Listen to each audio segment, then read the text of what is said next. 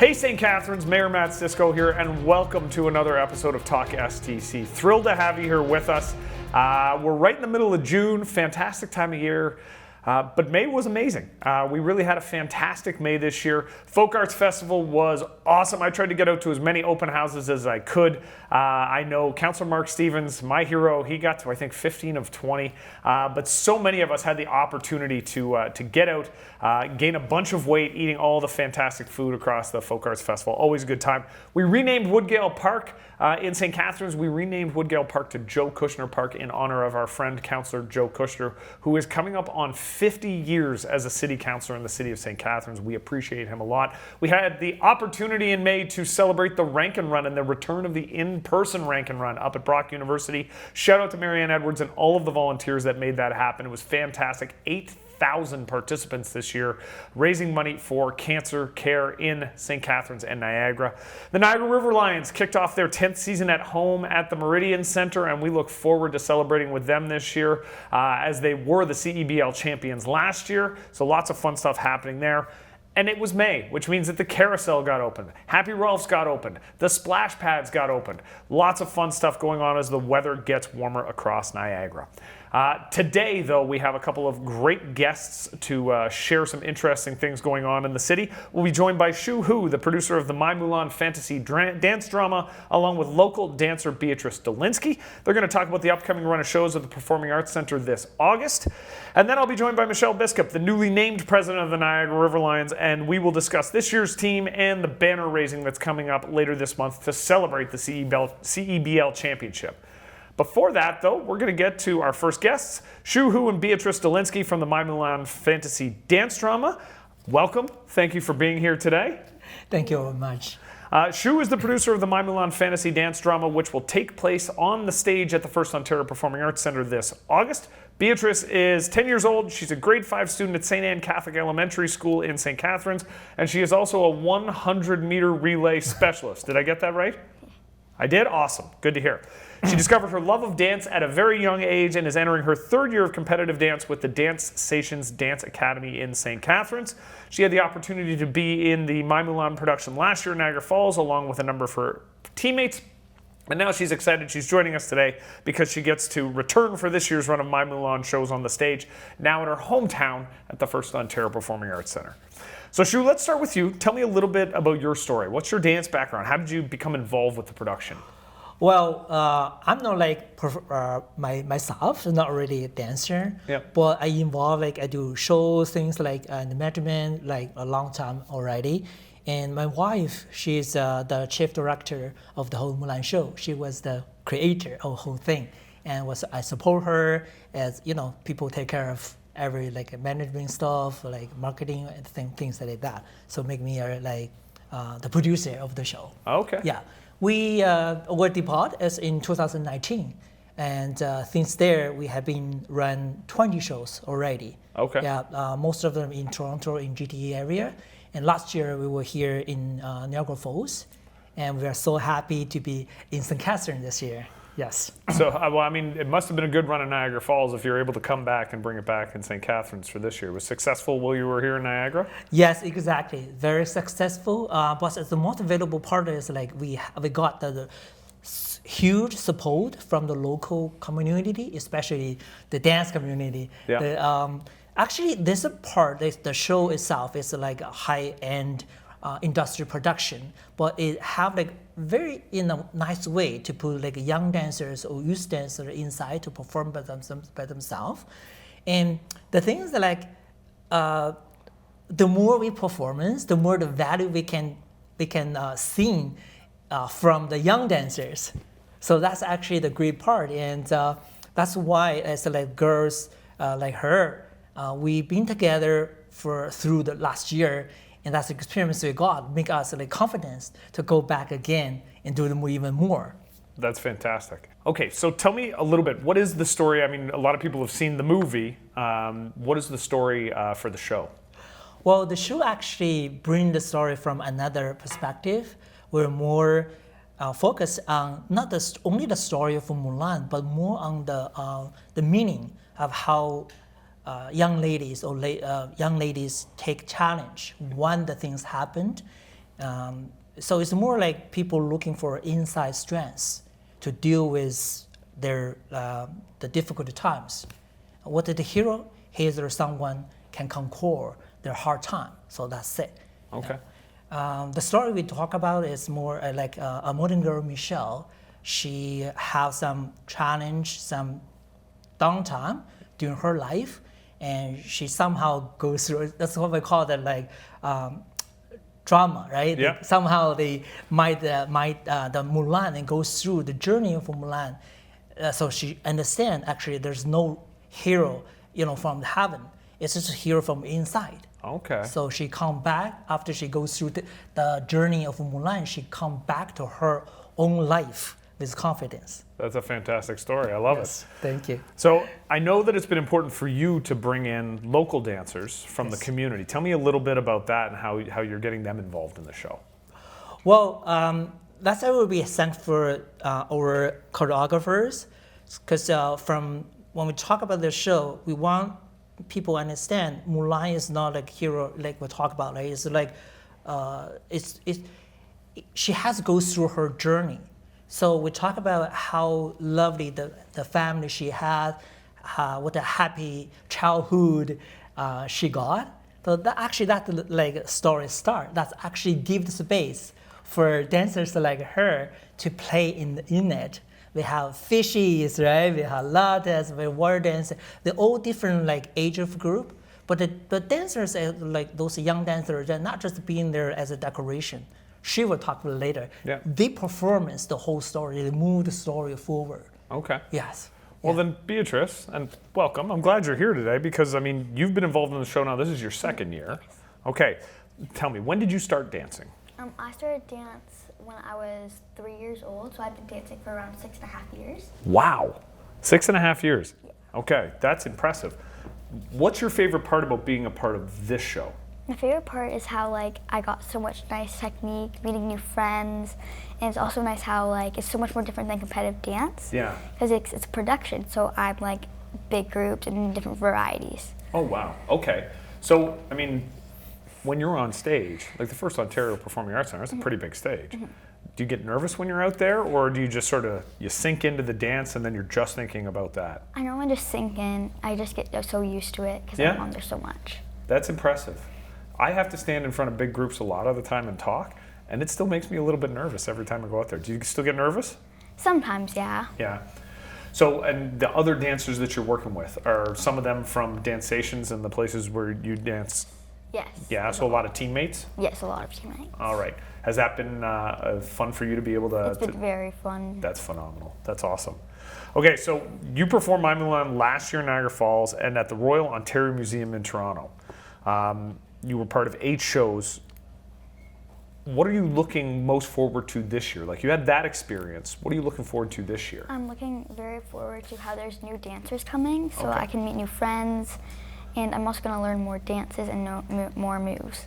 So, and Shu, maybe I'll ask you, do the dances change from year to year, or is it the same show, or are you adding new elements to it every time you have a new run? Yeah, the story is just like we talked about is a bit the same, but every year we will change something, choreographies, and for example, this year we invite very famous 2 choreographers involved this year, like Miss Kim and Alex. They're all very famous, like local artists, choreographers. Okay. So they will bring new ideas to the show. So if someone saw it last year, what they would see this year, the similar story, but it's going to look a little bit different on the stage. Exactly, yeah. Every year will be improve a little bit more. Okay. Yeah. So Beatrice, when you're going through this year, how hard is it for you to sort of forget some of the stuff you had to do last year because it's a little bit of a different choreography this year? Is that tough? It's tough, but I can get through it. Okay, so how do you, do you practice at home? Yes, or? I practice at home a lot. Okay, give me an idea. How many hours do you put in at home? Normally an hour. A day? An hour normally, yeah. Okay, because I need to go home and yell at my kids because that means they got to do a little bit more work for what they're working on. So thank you. You gave me ammunition. Now I got something to yell at my kids about. That's perfect. That's what I needed. I won't tell them you told me that, okay? Okay, so Zhu, I have tickets. I'm taking my daughter this summer to come and see the show. What should we in the audience sort of expect when we come? Well, this is really high class, like it's more like a Broadway show, Yep. but without dialogue and singing over each other. So just enjoying it. That's it. Like bring your free spirit and come enjoying it. You don't need any like knowledge about who is Mulan, whatever. Just come see the show. You will enjoy it. The sing, the movements, the whole show will just lead you. Okay. You know, so just like relax and enjoy. I love that idea. I don't get to relax very often, so I'm looking forward to it. So if folks wanted to buy tickets, Yes. How do they do that right now? Well, easily they can go either way. Go to it's easy www.mymulan.ca or just directly go to the website of PAC Okay. to the purchase. And this year, because we more want to service the local community, Yeah. so we get like big deal Okay. rather than last year. Yeah. We have a family package, so if you can buy 3 for 1 free, Okay. so almost 25% off. Beautiful. We also offer like a senior discount for like 20% for every individual tickets. Okay, so folks can go to mymulan.ca or they can go to the First Ontario Performing Arts website. Exactly. Yes. Okay, now before we step away, there's a bunch of really great stuff here. Tell me a little bit about this. What do we have here?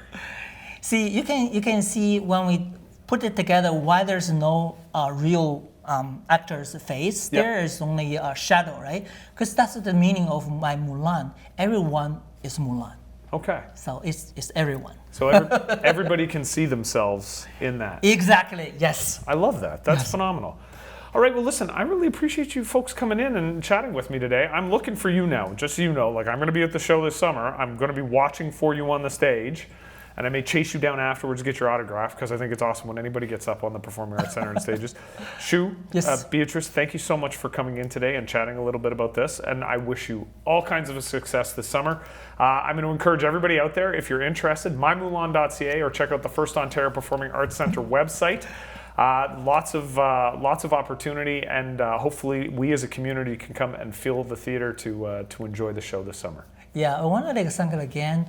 I want to thank for St. Catherine twice. Yeah. First of all, for today, for your invitations, and also for PAC. Okay. They invited us to here, and we'll talk about in the future. We will work together in the long run. I love it. Yes. I love hearing about new partnerships that are coming through at the FOPAC. Thank you so much, both of you, for being here today. Thank you. We will be right back after this on talkSTC.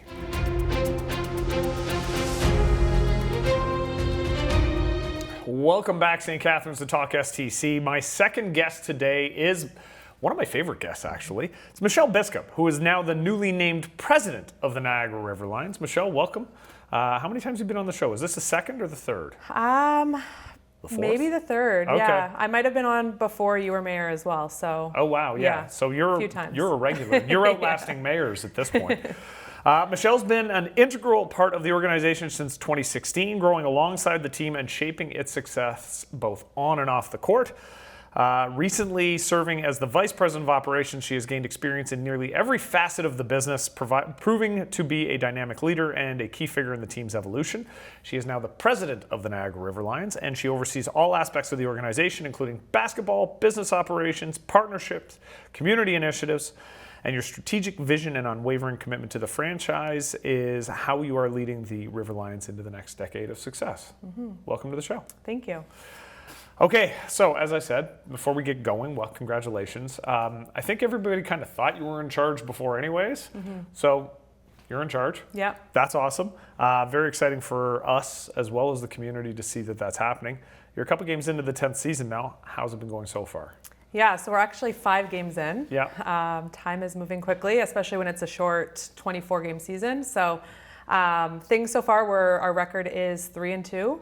So we've had a couple of close games, nail-biter games, probably closer than any of us have wanted. But even though it is a short season, it's a slow marathon.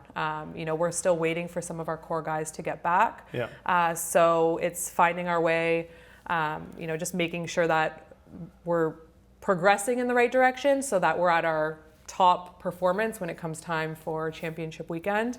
So on the basketball side of things are going well. We got a good core returning players back, which is always awesome. I think we have the most across the league that came back, so that consistency is just huge for us. And then on the business side of things are really good. We have the most season ticket holders we've had. If people are at our games and they look up, the suites are all full this year. So everything's progressing in the right direction. That's awesome. Now, before we get into some of the player movement, because I got a few questions about that. Last year at home, you guys were perfect, 10-0. 11-0 if you count the playoff. 11-0 if you count the playoff game, which, by the way, is still the greatest ending to a game I've ever been to in my entire life. You did drop one at home so far this year. Yes. Okay. Here's an honest question. Is it sometimes better to get that monkey off your back? Because every game becomes a little bit more pressure filled, right? So you start fresh, and I mean, these guys still look fantastic. You know, losses happen in any given season, but does it feel better at this point to know, okay, we don't have to stress about that, we can just get on with the season? I think so. I mean, it's inevitable. You're going to lose eventually at home. We can't be perfect forever. Yeah. And even in last year, I remember maybe we were like 6-0, and I said, "Oh my God, let's do some kind of social media post. We're 6-0 at home," because every game I'm like, this could change at any point in time. And then it was 7-0, 8-0, 9-0. And then we got to that playoff game, and I was like, don't let this be the one that we drop. I had almost wished at that point we had lost one to get rid of that pressure. Yeah. But luckily, our guys did well under that pressure, and they performed. And now we've lost one. It was sad to end that streak, but we knew it was going to happen eventually. Yeah, and it's better it happens at the front end of a season before all the guys come back, as opposed to, and I was at that playoff game, and I remember walking in thinking, man, I understand odds. Okay, let's go. I know. But it's a little bit scary as a fan, especially. I can't even imagine the pressure on the players. Now, speaking of that game, the game ended, remind me, was it an alley-oop to Khalil Ahmad? Yes, That's how it ended. Like I said, greatest ending to a game I've ever seen in my life. You just brought him back. Yes. So talk a little bit about the process of signing Khalil. Like, I have to imagine he was a hot commodity. He was, and this is the first year where we really had to, as my job as president, I let Victor Razzo, our head coach and general manager, do his thing. I'm not a basketball guru. I'm really good on the business side of things, and I'm learning more about basketball, but I let Victor make the decisions. But Khalil was the one player that Victor and I had countless phone calls about on how we're going to get him, because there was other teams. Like in our league, players only sign 1-year contracts. Yeah. So there was other teams vying for him. He's the most decorated player in our league. So he started to realize too his value. So naturally he was going to shop around and see what offers were on the table. So we had to, be matching, figuring out, getting creative. There is a salary cap in our league. But we managed to do it. Then there was a point where we were like, it might not happen. So it was, he wanted to be here. He loves Niagara.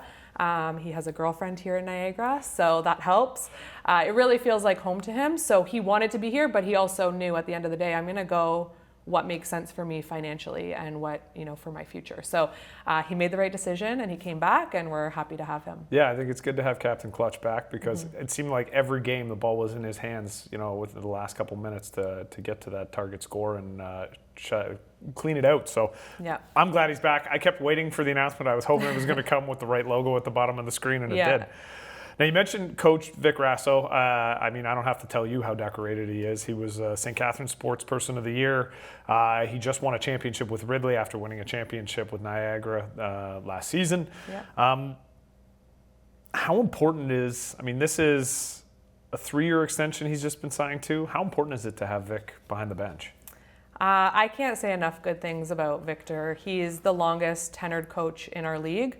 And that consistency on the coaching side of things just translates to the players. That's why we see so many players coming back, because they see that they have a solid coach, they have a winning coach. Players love coming here. There's other bigger cities in our league that might seem more glamorous and exciting, big cities, but they like coming to Niagara, to live in downtown Thorold, to play downtown St. Catharines. It's become a special place, this little bubble for them. And Victor's really created that. So it starts from the top down. He's created a culture where players want to be here. And it makes it easy to bring guys back for that reason. And his record also speaks volumes. Yeah. He's doing great things. He's building a great basketball program here, and now especially with being at Ridley, it's that pipeline too. He's building basketball players in Niagara from a younger age, and hopefully those Ridley guys can go on and one day play for the River Lions as well. Definitely, yeah. Million-watt smile. Like very few people are as happy as he seems to be. But also his record as a coach, like it's very clear. And I had a chance to talk to some of the Ridley guys. They love him. Yeah. Like they love playing for him. They think he's a fantastic human being. And I love the fact that he's sort of become, one of the faces of the franchise. He's here year in and year out. So for sure. It's the 10th anniversary. I mean, the team, league changes and a bunch of other stuff, but the team's been in town now for 10 years. You have the 10th anniversary night. You got the 2024 championship celebration night. What are the plans?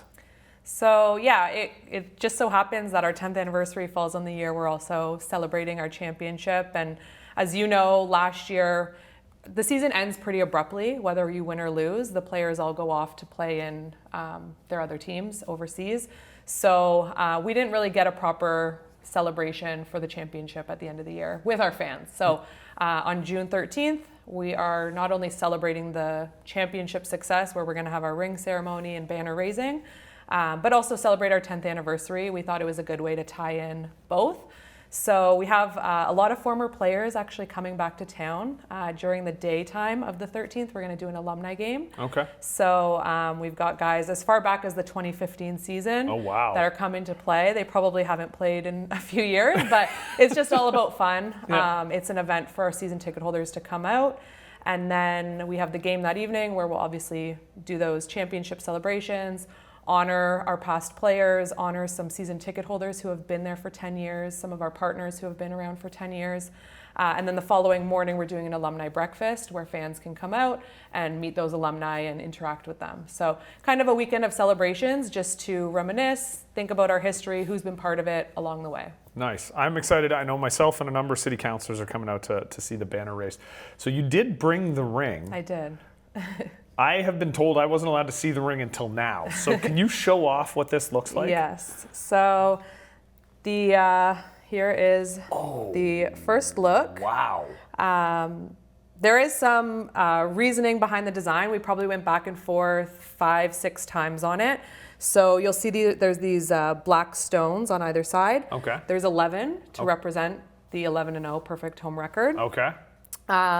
On the one side, we have the CBL trophy with the backdrop of Niagara Falls. We just felt Niagara Falls is kind of iconic. Kind of with our championship run that we had was also iconic. Definitely. So that made sense. And then on the inside, there's some writing. So it says championship caliber, which was the team's kind of internal saying in the locker room all season long. Victor really stressed we're a championship caliber team. So that was their motto internally. Yeah. And so that's the thought behind it. Everyone has their customized one with their last name and their number, or our staff have the position listed, and also our record on there too, 17-6. Nice. So yeah, That that's is it. gorgeous and massive, and God bless any of the players who decide to wear that around, because that thing can do some damage. Yeah. All right, so you got a bunch of home games coming up. The big one, from my mind, is the school day game. That's coming up. Always a good time. We see it in other sports. Why is it important in Niagara to have a school day game? Like, how does that sell? For us, it's about building fans from a young age. Many will come to the game. It's their first time experiencing River Lions basketball. So it's just an accessible way for them to get into the building for the first time. And it's about building a sense of community. This year is going to be the biggest one we've had yet. The full bowl is going to be open, so including the retractable seats that are normally pushed back. And it was loud last year, so it's going to be even louder this year with that many students. And it's really building that sense of community, that camaraderie, sense of sports. We're going to start this one again. What's the word I'm looking for? Sportsmanship? No. I don't know. I'll change my sentence. Sorry. Okay, it's all good. All right, so you've played a couple of home games already, but you've got a big one coming up, the school day game. Tell me a little bit about the importance of the school day game. We see it in other sports. Why is it important here in Niagara to get that game off? Yeah, it's about building fans from a young age, getting them into the Meridian Center and experiencing River Lions basketball, some or many for the first time. So this year we're going to have our biggest number of students yet. We're expecting around 4,300. Wow. Schools from across Niagara, some from Hamilton as well. We're going to have the full bowl open, which is the first time we've actually done that for a River Lions game. So we're quite excited to see that. And it gives us something to build towards. You know, hopefully our regular season games eventually get to that point where we have a full bowl of fans in there. And it's just about building community with those students. It's a fun day for them. It's towards the end of school. And we always get great feedback from it. It's, you know, watching the game's exciting, just being in that energy and that atmosphere is exciting for the kids. So it's really important to us. Yeah, I mean, I've had the chance the last 2 years to be in there for chunks of the school day game, and it is loud, but the kids are having a blast. They are. And I will, okay, so remind me, the playoff game last year, 4,004 attendance? Yeah, Something along probably those lines? around that, yeah. So you're going to have an extra 300, and they're young and they're loud and they still have their vocal cords. Yes. Ooh, it's gonna be, that's going to be. Now you did mention something there. Tell me a little bit. I know this season's going to look a little bit different for season ticket holders. Yeah. You've shifted the court around a little bit. Tell me about that. Yeah, so we've always had it pushed down to the one end Yep. as the horseshoe setup. This year, with kind of the suggestion from the Meridian Center and discussing with our owners, we decided to center it. And it's more about the long-term vision that we have and growing River Lions. So we've had some people comment on attendance looks lighter. Naturally, that's going to happen because we have more sections open. Yeah. Our attendance is actually very similar to what it was last year. It just looks a little bit different. And we knew that might be the case. But again, it's about the long term. We're setting ourselves up for down the road when we have a full crowd. But it was the right decision for us at this point in our 10 years. We wanted to make a change. We wanted to do things a little bit different. So it just made sense for us. Well, I mean, to your point, though, about championship caliber, it might look lighter right now, but it's going to keep growing. And that's the one thing I've said. Every time I walk into the arena for a River Lions game over the last couple of years, the crowd's bigger and bigger and bigger. So kudos to you and to your team for building and selling the brand, because one of the hardest things to do in Niagara is sell a ticket, and you're doing a better job of it every single year. So, thank you. Michelle, thank you for coming in today. It's always a pleasure, and Thanks. I look forward to us having a conversation at the end of the season when you bring the trophy back. That's the goal. Excellent. We will be right back after this on talkSTC.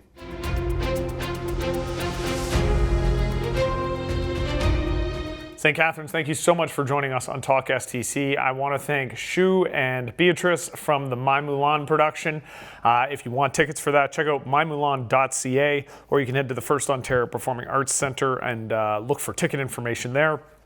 I also want to thank Michelle Biskup from the Niagara River Lions, the new president of the Niagara River Lions, the 2024 CEBL champions Niagara River Lions. If you get a chance, check out a game down at the Meridian Center in downtown St. Catharines. Always a good time. We are proud to celebrate them and their accomplishments. Looking forward to another fantastic season and a banner raising at the end of this one as well. From me and everybody else, thank you so much. I look forward to seeing you on the next episode of talkSTC.